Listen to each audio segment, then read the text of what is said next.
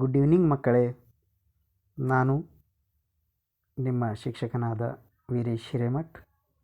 ಮಕ್ಕಳೇ, ಇವತ್ತು ನಾವು 3ನೇ ವರ್ಗದ ಗಣಿತ ಈ ವಿಷಯದ ಬಗ್ಗೆ ಅಭ್ಯಾಸ ಮಾಡೋಣ. ಮಕ್ಕಳೇ, ನೀವು ಈಗಾಗಲೇ 2ನೇ ತರಗತಿಯಲ್ಲಿ ವಿವಿಧ ಪ್ರಕಾರದ ಭೌಮಿತಿಕ ಆಕೃತಿಗಳ ಪರಿಚಯ ಮಾಡಿಕೊಂಡಿದ್ದೀರಿ.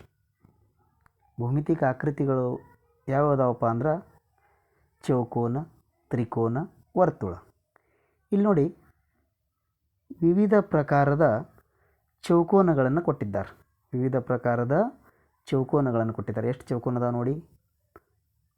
3 ಚೌಕೋನ ಅದಾವ. ಇಲ್ಲಿ ವಿವಿಧ ಪ್ರಕಾರದ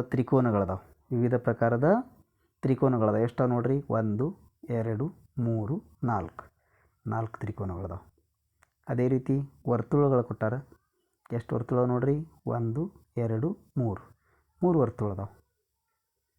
ಈಗ ನಿಮ್ಗೆ ಈ ಕೆಳಗಿನ ಚಿತ್ರಗಳನ್ನು ನೋಡಿ ಅವುಗಳಲ್ಲಿಯ ಭೌಮಿತಿಕ ಆಕೃತಿಗಳನ್ನು ಗುರುತಿಸುವುದು ಮತ್ತು ಅದರ ಚಿತ್ರವನ್ನು ಬಿಡಿಸಬೇಕು.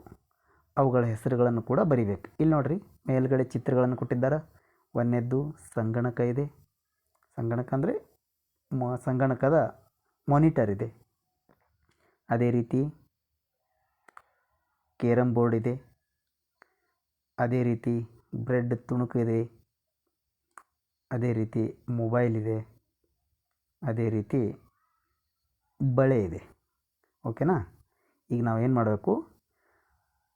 ಈ ಮೇಲಿನ ಚಿತ್ರವನ್ನು ನೋಡಿ, ಸಪೋಸ್ ಇಲ್ಲಿ ಸಂಗಣಕದ ಮಿರರ್ ಇದೆ, ಕಂಪ್ಯೂಟರ್ದ ಮಿರರ್ ಇದೆ. ಆ ಚಿತ್ರ ಯಾವ ಆಕಾರದಪ್ಪ ಅಂದ್ರೆ ಅದು ಆಯತಾಕೃತಿ ಅದ. ಅದನ್ನು ಇಲ್ಲಿ ಚಿತ್ರ ಬಿಡಿಸಿದ್ದಾರೆ, ಅವರು ಒಂದು ತೋರಿಸಿದ್ದಾರೆ ನಿಮಗೆ ಮಾಡೆಲ್ ಅಂಥೇಳಿ. ಆ ಆಯತಾಕೃತಿಯ ಚಿತ್ರವನ್ನು ನೀವು ಇದರಿಂದ ಬಿಡಿಸಬೇಕು. ಪೆನ್ಸಿಲ್, ನಿಮ್ಮ ಸ್ಕೇಲ್ ಸಹಾಯದಿಂದ ಬಿಡಿಸಬೇಕು. ಅದೇ ರೀತಿ ಅದರ ಕೆಳಗಡೆ ಆಕೃತಿ ಹೆಸರು ಯಾವುದಂತ ಬರೀಬೇಕು? ಆಯತ. ಅದೇ ರೀತಿ ಇಲ್ಲಿ ನೋಡ್ರಿ, ಕೇರಮ್ ಬೋರ್ಡ್ ಇದೆ. ಕೇರಮ್ ಬೋರ್ಡ್ ಯಾವ ಆಕಾರದ? ಚೌರಸಾಕಾರದ ಅಥವಾ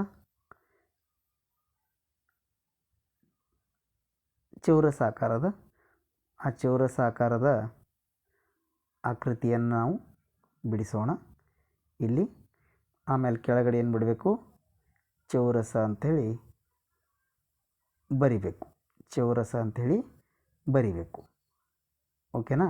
ಇಲ್ಲಿ ನಾ ಬ್ರಷ್ ಯೂಸ್ ಮಾಡ್ತಾ ಇರೋದ್ರಿಂದ ಅಕ್ಷರ ಸರಿಯಾಗಿ ಮೂಡ್ತಾ ಇಲ್ಲ. ಓಕೆ, ಈಗ ಬ್ರೆಡ್ ತುಣುಕಿವೆ. ಬ್ರೆಡ್ ತುಣುಕು ಯಾವ ಆಕಾರದಲ್ಲಿ? ತ್ರಿಕೋನ ಆಕಾರದ. ಇಲ್ಲಿ ಒಂದು ತ್ರಿಕೋನವನ್ನು ಸರಿಯಾಗಿ ನೀವು ಬಿಡಿಸಬೇಕು.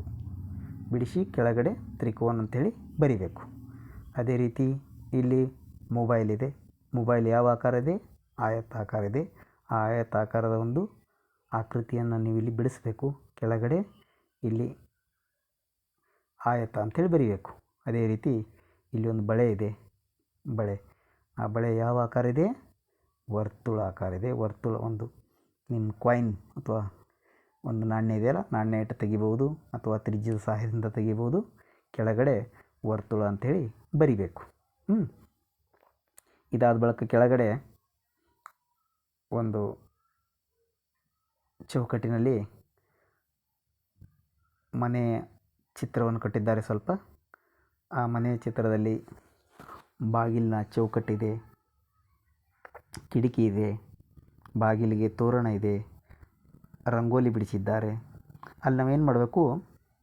ಅದರಲ್ಲಿ ತ್ರಿಕೋನಗಳಾವು, ಚೌಕೋನಗಳಾವು, ವರ್ತುಳಗಳಾವು ಅನ್ನು ಗುರುತಿಸಿ ಅಲ್ಲಿ ಏನು ಮಾಡಬೇಕು? ನಾವು ತ್ರಿಕೋನಗಳಿಗೆ ಕೆಂಪು ನೋಡಿ, ನಾನು ಬರೀ ತೋರಿಸ್ತೀನಿ ನಿಮಗೆ.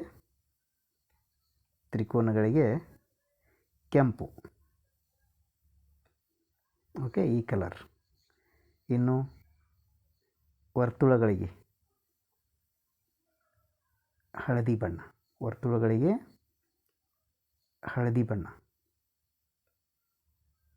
ಹಳದಿ ಬಣ್ಣ ಮತ್ತು